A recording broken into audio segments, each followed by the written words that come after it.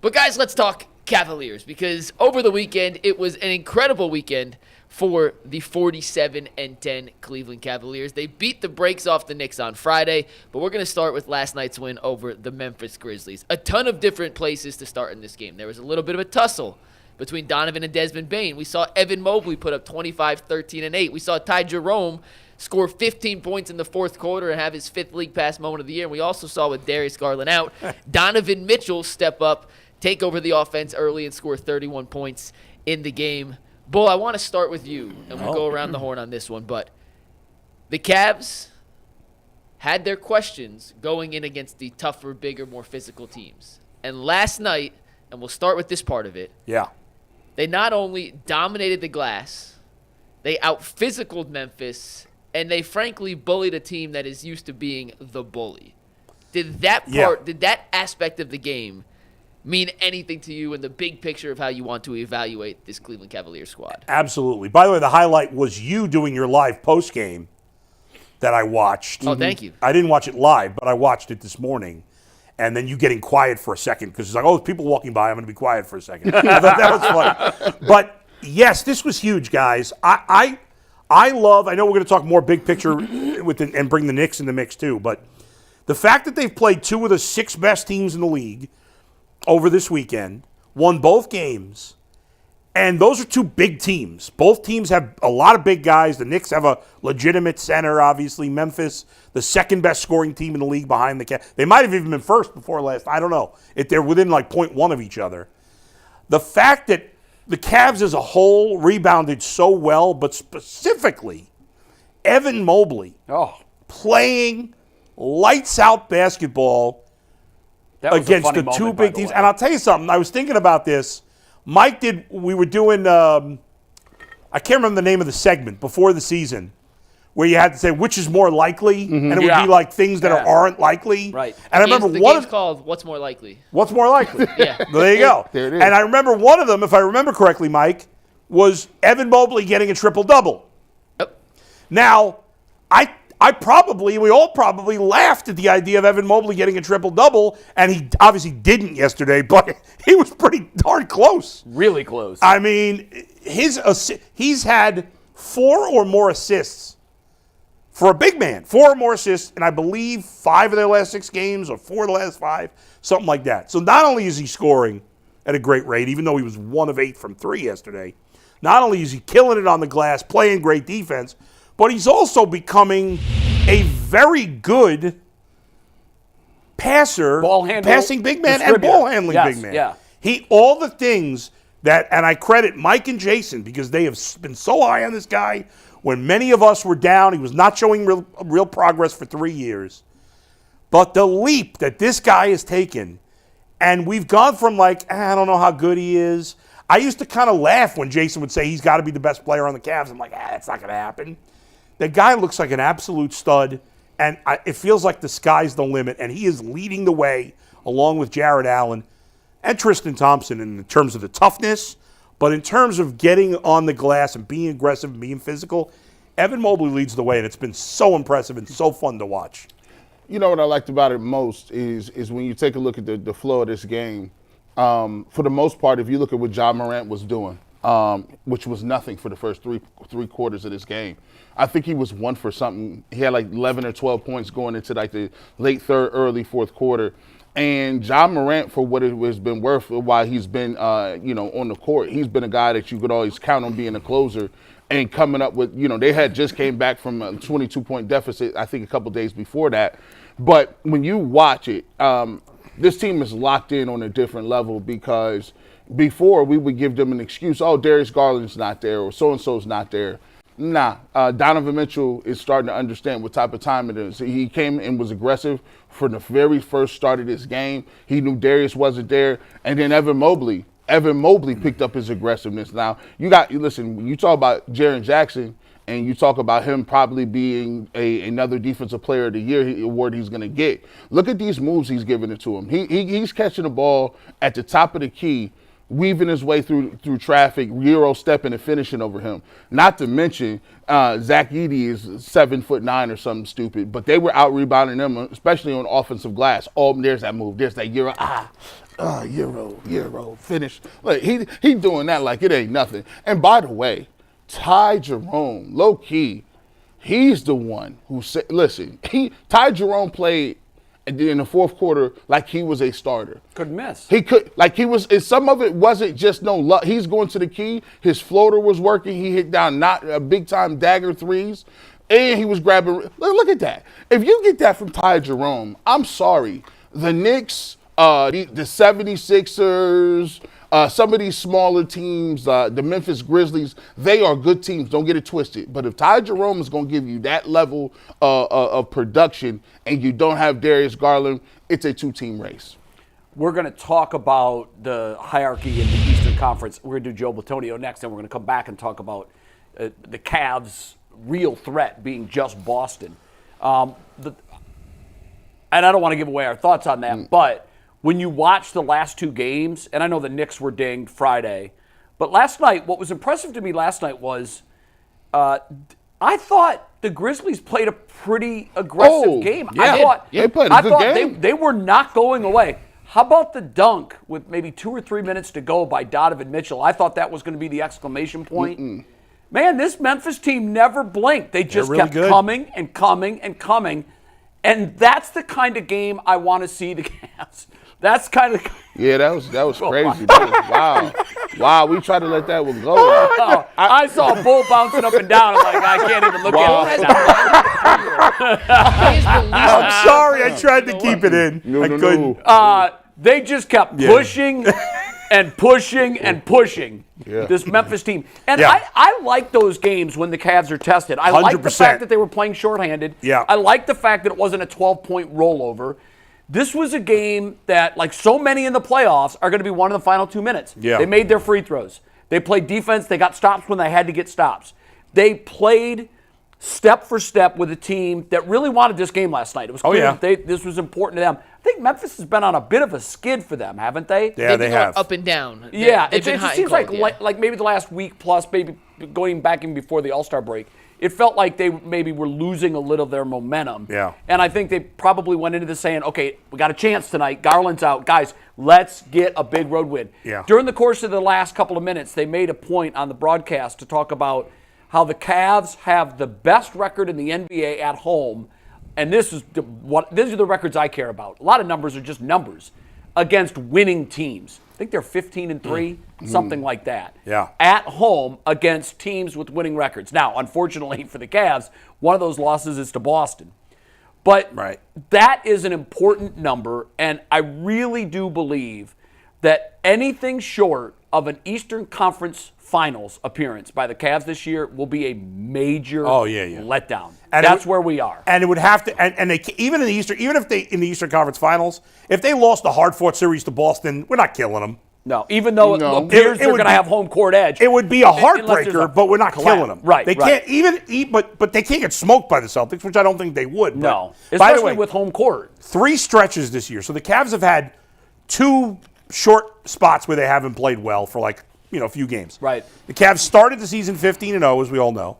Then after a little slump, they went 16-1. Wow. Then they had a little slump again in January. Since then, 11-1. So they've had 3 stretches this year. Is that 16-1? Does that overlap with any of those 15-0? No. So it's completely different. Totally separate. Okay, that's impressive. I believe they went 15-0. Then they lost 3 of 5 or 3 of 6. Then they went 16-1. Then they lost, I want to say 4 of 7 or 5 of 8. And since then, they've gone 11-1. Wow. So they've had 3 stretches this year, separate stretches, where they've gone a combined 42-2. My God. Yeah. All their losses came in those 2 little separate weeks. Yeah. And I think they're still undefeated when they have a lead in the fourth quarter, going into the fourth quarter. It's either 41 or 42-0 now. I'm not sure if I saw the stat prior to the Knicks game or after the Knicks game, but 41 or 42-0 when leading after 3 quarters. We've talked about the clutch numbers. No team has been better than Cleveland in the clutch situations this year. We've talked about Darius Garland. They beat, by the way, the Western Conference's second best team right now in terms of record. Without Darius Garland, who might be their second best player, third best player on any given night. And I want to bring up the fight because we didn't mention that yet. And I want to – you can take the video. Sean Dunnigan from upstairs at Channel 3 did an incredible job shooting highlights yesterday. We've talked about the Cavs and their perceived lack of physicality for a while. That Knicks series still gets hung over their head until they can eradicate it. But to see kind of over the last 3 weeks, the Tristan Thompson situation, the Jared Allen ejection against Detroit, the fight here that ended up getting broken up, but they're kind of putting some things out on tape now that would indicate this is not the same pushover group that we saw 2 years ago, even if the names on the roster page may look eerily similar. Hey, man, anytime another man gets over top of you with the straddle game, you automatically got to fight. That's an awkward position. that you don't never do that. Right here, this is where it all changed. It was like, okay, we cool, sideways. Right oh, no. there. Right Yeah. now. No. John, everybody gets it. But I'm going to tell you what, though. I like to see where Tristan Thompson was at. You see that we saying? Tristan Thompson there front row and ready. And Edie is about 7'9". I mean, he's huge. Look, he grabbed the man from the other side. He hit him with the Street Fighter Dawson. He was like, come here. But listen, I love the fact that this is on tape. I love the fact that they're not going to play around with you. And by the way, Memphis Grizzlies head coach is kind of stout. That man looks like he played a little lineman or something. He's kind of big. He was in the mix. I'm like, who is that? He's a big dude. Who's big that? Dude. What? This is wild. Let's see. But for me, I love to see that because we got kind of bullied a little bit. And Donovan Mitchell was in a press conference a couple days ago, and he was talking about, hey, listen, we had to go through some of that stuff. Yes, did we like losing to the Knicks? No. Do we see the Knicks every single time and say we got to make sure that we're out physical them? No. But this is what they're going to revert to. When you are a team that they cannot beat skill-wise, they can't outshoot you, they can't out-rebound you, they can't pass the ball like you, they're going to have to do that right there. If you're going to beat the Cavs, you're going to have to muddy the game up. You need to rough Donovan Mitchell up. You need to rough Darius Garland up, who, by the way, is a little fragile. He gets hit in the face 6 times a game. I don't understand how it is. He's a magnet for punches and elbows, but this is how they're going to play you. And right here, they showed that the whole fracas as it was happening, we not about to do that. We not about to go down that way. And I like to see that type of fight. And Tristan Thompson, hey, he said, I'm the enforcer. I was watching Canada versus the USA. That's the type of energy we need to see. I liked it. Yeah, I think it sends a clear message to everyone. I'm just stunned. We always talk about the transformation that we've seen this year in Evan Mobley.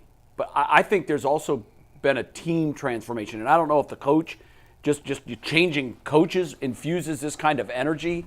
But I felt like in the past, they backed down from stuff like this. Last night, nobody was retreating. There were guys that were moving forward and meeting that energy. And that's what you have to do in the playoffs. And I like that you said that this is on tape. The league sees what's going on. This was for Boston as much as it was for Memphis. We're not going to take it. Don't think you're going to come in here and push us around because those days are over. I think Friday's the biggest game of the year. Yeah.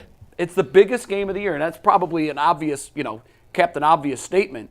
But we get a chance to see what the move that the Cavs made before the deadline, what kind of impact that's going to have on a 7-game or whatever, best-of-7 series against the Celtics is going to have. I can't wait for Friday night. Can't get it fast enough. I also think if they win Friday, that locks up the 1. I mean, I'd be shocked if they don't get the 1 anyway. Well, it lock because now you're up 7. I know they're playing Orlando, and I don't know who Boston's playing before that. But if both teams win every other game, that's Boston's a 7-game running out of lead. runway. Right. I mean, they're going to be the 1 seed. I loved it, guys. There's a bunch of little things coming into this season that you're like, things you're still worried about as the season's gone along. Yeah. Mobley against the other big guys. For the most part, outside of Porzingis, he's done it. Toughness. They showed. Donovan Mitchell was not letting go of that ball. Nope. He was, and Tristan Thompson, whose most important role in this team is this. His leadership, his toughness, his playoff experience. He said, you are not messing with our guy. Did I see Amani Bates in the back? Did I see him? I saw Jared Allen. Did I see him doing nothing? Did I see Amani Bates with the jewelry on? Hold on. He's jumping in the fray. Amani got in a little scuffle earlier in the day in the G League game. Oh, Oh yeah. I didn't know that. Oh, he was. Wow. So he was already on one. Yeah, he was ready. He was ready. By to the go. way, major shout out to the 2. Cavs security team. Yeah. They did a great job of breaking this up. I don't think I've ever seen an arena, a group of security guys, do a better job of breaking it up. You know, I think why they sprung into action, Mike, you might know this as well. It was too close to the crowd. That's right. It was, and the benches. Yeah. So that seat, you can't see the people there. Right. If Myles Garrett attends a game, that's exactly yeah. where Myles Garrett Could you imagine sits. that? And I was thinking as this was happening, because so where the media seats are, where Sean's shooting, that's our angle from the media seats. Like that. Yeah. That's the same angle. If Myles Garrett was in that tussle, he wouldn't do anything because he's smarter. Like you obviously don't get involved. But Zach Edey is 7'4" and makes Tristan Thompson, who's 6'9", look like a child. Look how he grabbed this man from I 7 would feet love away. to see Look at Myles his grab. Garrett just come out and spear Zach Edey in that situation. They got like 5 security guards on Edey there. They're all dragging him look back. how big. Look how big his tree trunk legs are. Yeah. This is crazy. Yeah, no, he's an ox. Yeah. He's an absolute ox. But they weren't scared. Like guys were there. They were, some of the guys are standing around on both. Max Strus was like, I wonder what's going on in there. Can I make one point on the fight real quick? Sure. Or it wasn't really a fight, but the tussle. Yeah. If this happened 2 years ago, and I go back to the Knicks series, and the Cavs made it a whole point after the win on Friday to like say that narrative's in the past, different team, different everything. It feels like now the Cavs expect to be there and feel like they truly belong, and they're not letting anyone push them off that pedestal. And 2 years ago with the Knicks, and even at times last season, I don't think they were confident in their standing within the league to where they felt good about pushing back on some of those things, whether it be literally, whether it be metaphorically. To me, this was a perfect example of last night, Donovan saying, the ball is the proverbial, we're the best team in the league. Yeah. I don't care who's coming into our house. You're not getting it from us. And earlier in the game, Donovan and Desmond Bane, the two guys fighting for the ball right there, were joking around with each other. Yeah. The flip got switched like that in that moment for Donovan. And I think that's a great sign moving forward as they get ready to go into these playoff battles that at any given moment, we're not backing down, and we have to flip that switch. We have that gear to go to. And I like the fact, see, Desmond Bane ain't no like, he a for real, like, he's one of them solid dudes in the league. Like, he not gonna play with you. Like, you don't go up to Desmond Bane and like, let me pick on this guy. Like, he's not like no thug or nothing, but there's certain people in the league who you could try stuff with. Like, so it wasn't, I respect it because it wasn't fake. Like, if Donovan Mitchell would have done that against, I don't know, who's the kid that was standing in the back that was number 0, he was a rookie. Oh, Jalen Wells, who played really well yesterday. Yeah, he played well. Now, if he'd have did that to the young guy, I don't count. That's a young rookie. Bullying He someone. bully. But when you go after Desmond Bane, that means like, oh, okay, you was about that life for that 5 to 10 seconds. Okay. One thing to point out was that after the initial struggle for the ball, Donovan Mitchell got very passive. He just threw his hands up in the air. I like that. Even when they were pushing him, I think he was either trying to draw a foul or maybe an ejection. Because watch, after they're separated and he comes up, Mitchell immediately throws his hands in the air as if to say, I'm done, I'm good. And now watch where he ends up. He's going to get shoved onto his back into the seats. And then he gets up and he just walks away. Hey, look, let my guys take care of it. Look, he laughing too. I'm out. Hey, I'm out. And by the way, that's an Isaiah Thomas move. I love that's Isaiah Thomas used to do that. All right, Lambeer, take care of business. Rodman, that's right. Sally. Goons over there. Yeah, Look, he used to do that and laugh. Him and Joe Dumars be over there laughing. In hockey, it was Wayne Gretzky. And then Marty McSorley coming in saying, I got this.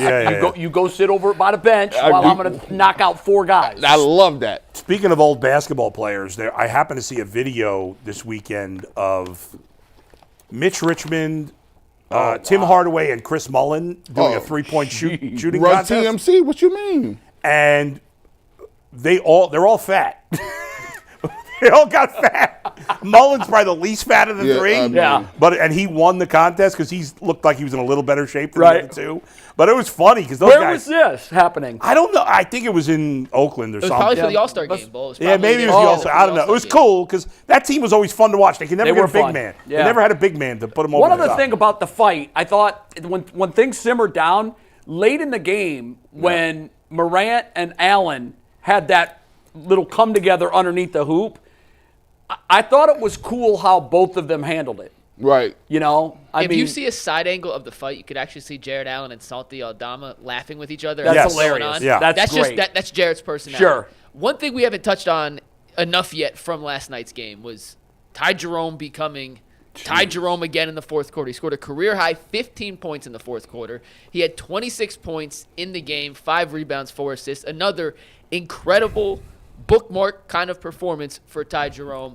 I want to play you a clip from Kenny Atkinson in the postgame, and then I want to just dive into the fact that Ty Jerome continues to exceed every expectation possible that we had entering this season. Mike, do we have Donovan Mitchell's clip too or no? I do not have Donovan's. Okay. I can paraphrase what he reference said, that but too. I asked Kenny in the postgame, and the audio is, we take this off the TV so Yeah. you could hear the question too. So the audio is not great, but you can still hear it. I basically asked Kenny, this is the 5th, 6th time this year where for a 5-minute stretch, Ty Jerome's become the greatest player on the face of the planet. Is there any indication that you can see this coming? Like, do you get any sense when these moments are about to happen? And then Kenny gave a great answer. So this is Kenny Atkinson on that, and bear with us for the audio. Ty Jerome's had a couple of moments throughout the season where for a 6-7 minute stretch he become the greatest player in the world. do you get a sense, do you see anything in Ty that you can see those moments coming, that you know it's about to happen? I mean, one of the coaches asked me, is like, was this the same guy? Did you see any of this in Golden State? I'm like, I saw none of this. I saw, cerebral point guard, set up point guard, get everybody involved,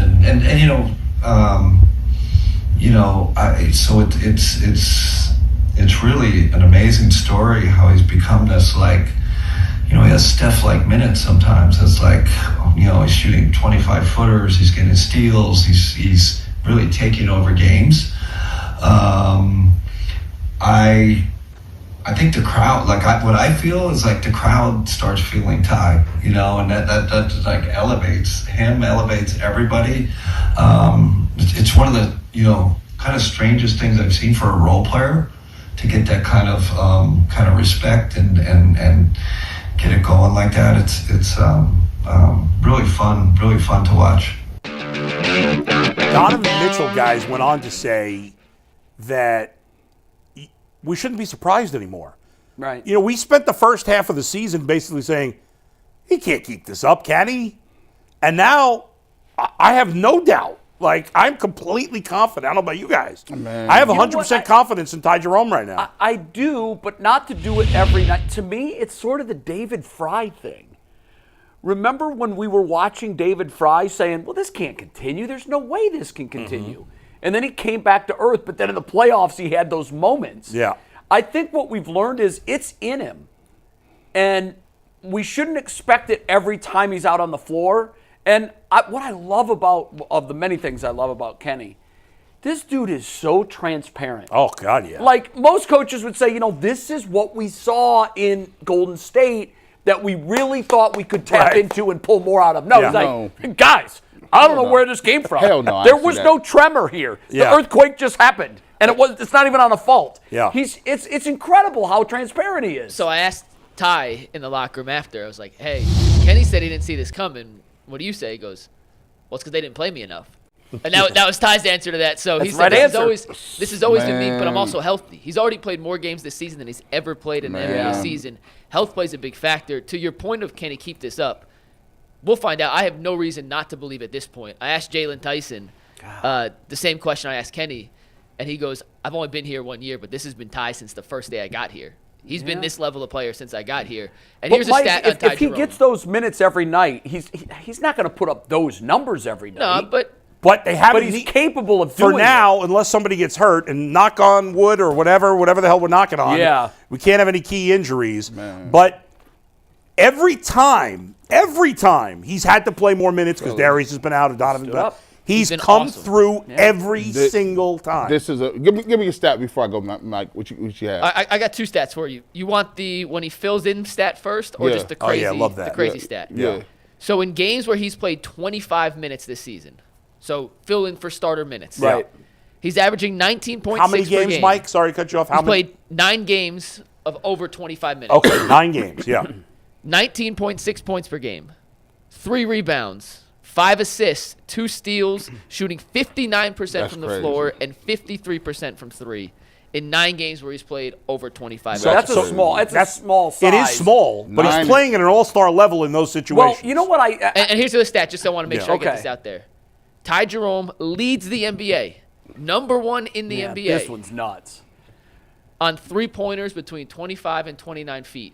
So that is not logo distance, but it is not on the line. So one step back, all players, Steph, Damian Lillard, That's crazy. Darius, Donovan, Karl-Anthony Towns, you name it. No player has made as many shots at the clip that he has made than Ty Jerome in that category. What's the percentage there? 48%. Jeez, it's incredible.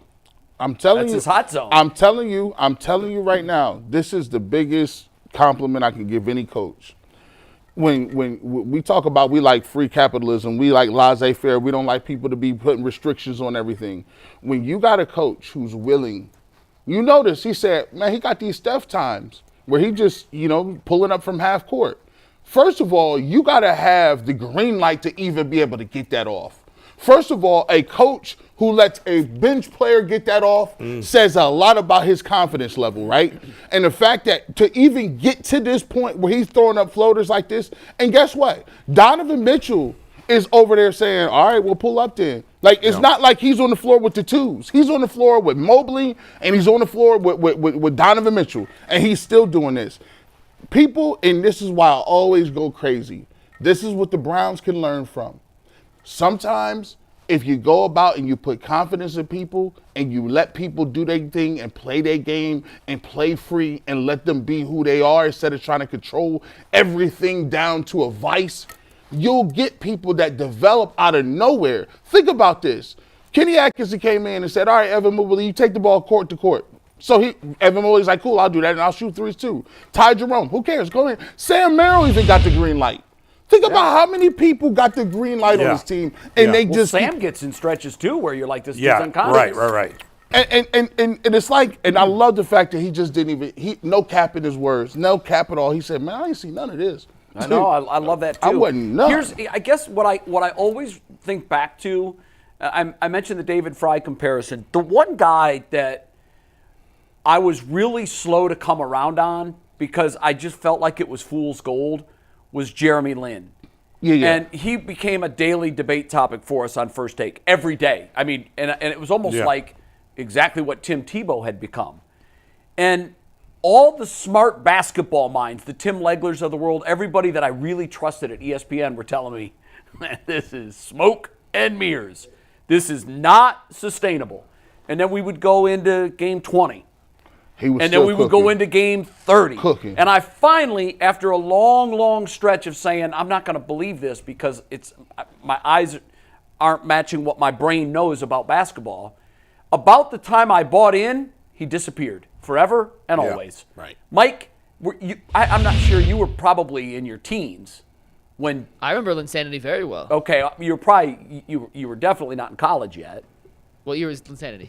It's 2008, right? 07, 08? Yeah, I was in high school. What the hell was that? And put my mind at ease that this is not going to happen here. Okay, 2 comparisons first. Who was the coach of that Knicks team? What am I doing? Mike D'Antoni. D'Antoni, yeah, well. Guess who Kenny Atkinson is a protege of? Is he in the tree? He is in the Atlanta Mike D'Antoni tree.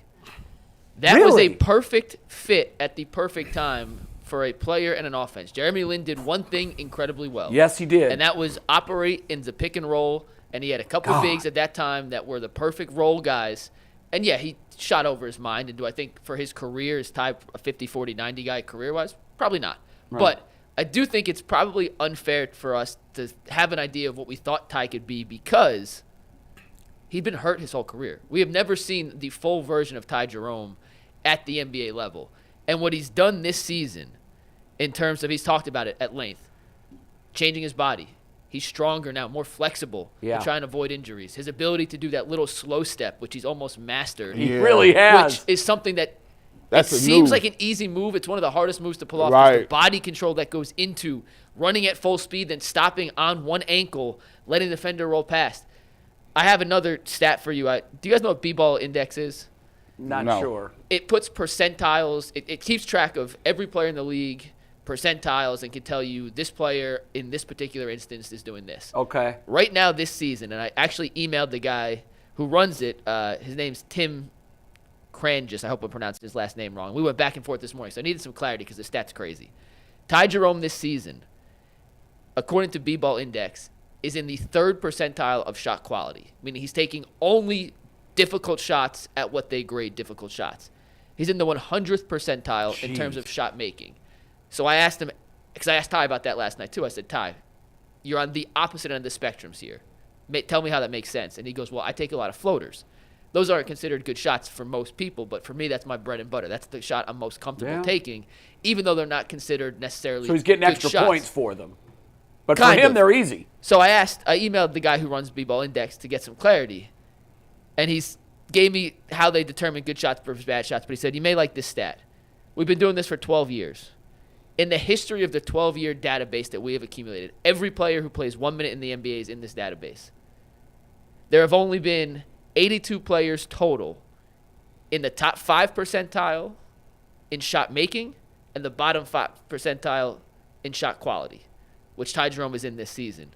He is currently having the 22nd best season in that category in terms of differentiation between shot making and shot quality that B-Ball Index has recorded in the last dozen years. See, that makes me that is one of the things that would make me question how sustainable this is. I guess I'd have to know who else is in that top 20. Yeah, were there other names that stood Kevin out? Durant in 2021, 2022 had the largest differential. The other guys this season in the shot making versus shot quality, DeMar DeRozan, Jaren Jackson Jr., who we saw last night, Brandon Ingram. He's in the same category this season as Kyrie, Zion, Jalen Brunson, Durant, Wembanyama, and Anthony Simons. all of the good Blazers. players. They seem those players take. It's elite company to be in. It doesn't feel like he takes bad shots watching him But play. do they count mid-range jumpers as a bad shot? That's the worst shot in basketball. Like, because Durant and Brunson and those guys and DeRozan shoot a lot of 16 but he can nail those jumpers. Well, to his point, he goes, for me, floaters are a great shot for me. Yeah. But when you look at it from the overall spectrum, which all these websites have to look at as an umbrella because they're not taking into account individual players and stuff, a floater with the guy in your back is not a good shot. Yeah. But for Ty Jerome, it's a great shot. Well, it's like the guy in baseball bull that for some reason can handle the cutter that no other hitter can handle, or the slider that no other hitter can, but can't handle cookies. You'll often see a mediocre or worse hitter. You'll see a Greg Maddux or a guy like that say, so-and-so, which nobody had the most success against. I couldn't get him out. How do you explain it? Well, he's the Ty Jerome of baseball. But what I would say about Ty Jerome is that, and I don't know this for sure, but let's say Ty Jerome, some bad team offers him a big contract next year, and he goes to be the starting point guard in some bad team. He may not. I don't think he's going to be that good. I don't know if you're, agree. But in this role, he's perfect. That's what I like most about what you said about the Lynn comparison. With that team in that system, and I mean, they obviously prioritized pick and roll more once they realized what they had, but you change the parts around, and you take him and put him in a different offense altogether with different pieces, and all of a sudden it's like the clock struck midnight and the ruby slippers are gone. These guys are the key to beating the Celtics. When you watch the Celtics play, there's a lot of times that it's not Tatum and Brown that get you. It's the Derek Whites. It's the Drew Holidays. It's the Pritchards. Don't let those guys get hot. If you give them 20, it's an equation. If you give them 20, that means you gotta hold one of them other dudes to 12 or 13. And what's the likelihood of that happening? It's hard. And so my thing is, I take a look at it. If the Cavs want to win a championship, you're gonna have to look at it. There's gonna be certain games. Sam Merrill's gonna have to be 4 or 5 from 3. He doesn't have to give you 20 plus points, but you're still going to look for Ty Jerome to give you 17. DeAndre Hunter's going to have 22, 23 one of these games. So those are the guys that really help you win the games. And I like the fact that they're getting those reps now against the Memphis Grizzlies team. They're getting those reps against somebody that really counts. And they getting them in a place where guys like Darius Garland are off the floor. That's a valuable experience. One last thing, Mike, I'd like to say, and I'm kind of talking out my you-know-what because I'm not with the team as much. You're with the team all the time. well, as much as any media member can be, because you're at all the home games. It seems to me, from an outsider's perspective, that yes, we've talked a lot about Kenny Atkinson. He's done an amazing job. Got zero negative to say about him. We've talked about Evan Mobley's progress and Ty Jerome's progress. But I think a lot of this, in conjunction with Kenny Atkinson, goes back to Donovan Mitchell as the leader of this team, building the confidence in all the players around him. Mm-hmm. First of all, Ty Jerome, they're friends since they're kids. I think that has to mean something. Ty Jerome is finally in a spot where he's comfortable. He's played for other teams. He didn't have these relationships. He knew that the best player on the Cavs knew he could play. Yeah. And that Donovan was going to believe in him. And Donovan, I think, gets at least a tiny bit of credit for the improvement of Evan Mobley. Sure. Again, most of the credit to Mobley, and certainly, but I think Donovan Mitchell is such a great leader that he makes the guys around him believe that they can get it done, and that's a big part of why they're having such success. Because he's not selfish. He's one of the least selfish sharing superstars the spotlight, ever. And that's how you win a title. He wants to win. Darius Garland and Allen could have been gone. Darius Garland and Allen could have been gone this offseason if it went for and thankfully it didn't happen. Like, no. Last point on Ty Jerome, then we'll move on. And do you agree with what I said, Mike? Do you buy that or no? I do. Okay. In terms of, because we got a ton of questions after last night. Yeah. Can the Cavs re-sign Ty Jerome? Yeah. The answer is, I actually think it's pretty likely they will. Good. Because of two things. A, they have early bird rights, so they can pay a little over what expected. And the other thing is, there are not a lot of teams that have cap space and a starting job available. So if Brooklyn wants to throw him a ton of money, the Cavs can't match it. If he wants to start because this is one chance to get a giant payday, then the Cavs probably out of luck in that regard. However, you talk about his relationship with Donovan Mitchell, growing up with Donovan. DeAndre Hunter is his best friend. Yep. Kobe Altman loved him coming out of the draft. Kobe Altman has not been shy. He admitted it to us. He's talked about it at length that he's tried to get Ty Jerome 3 or 4 times now. He's in a situation with Kenny Atkinson, who he has a coach who believes in his talents, in his skill sets. I'm not sure there's a better position. Actually, no, for a fact, there's not a better position in the NBA for Ty Jerome to continue his ascent into being a perennial 6th man of the year, borderline starter level player. And sure, if he needs not needs the money, but if he wants to get the biggest paycheck available, there are a few teams that could offer more money than Cleveland, but it's not significant.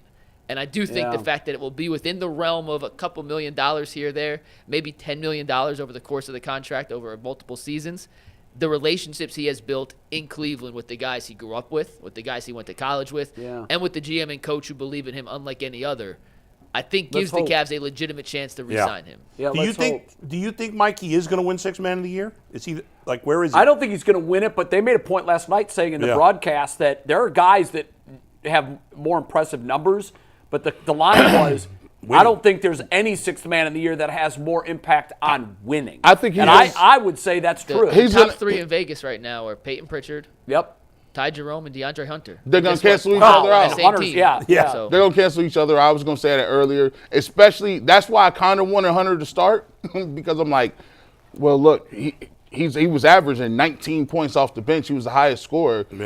And now Ty Jerome has come along, so now it's like they kind of cancel each other out in terms of votes. But he's playing like one of the best guys off the bench. Well, the fact that you have 2 6th man of the year candidates on the same roster speaks to what we were talking about before, what the point you made. Every team has the duo of superstars. Every team that's in contention, they have the 2 guys that on any given night can just blow your doors off. It really is right now in the NBA about the accessories, about the other pieces. And that's why I love this Cavs team so much, with Hunter and with Jerome. And, Allen's not a tent pole, but he's a great accessory to have. In playoff series where every point is so critical and every defensive stand is so important, they've got the tools, the clubs in the bag to play a complete round against anybody. Even when you go back in, just really quickly going back a little bit about the game with the Knicks. I love the trade. Mikey loved the trade. I like Bridges. But when you analyze that deal, Cat has been outstanding for them. I mean, he's been playing out of his mind. You know what you're going to get from Jalen Brunson. But when I watch them, it just doesn't seem like the same team. The Hartenstein, Hartenstein, Hart, and DiVincenzo, those were headaches. Those were those three dudes, and then you had Mitchell Robinson rotating in. That was the heart and soul of what they were doing. They're better offensively, but look at their defensive numbers now. It's hurt. More later on that. Yeah. Yeah, we'll get into some more Cavs stuff in a bit. The Cavs play the Magic tomorrow night. I'm gonna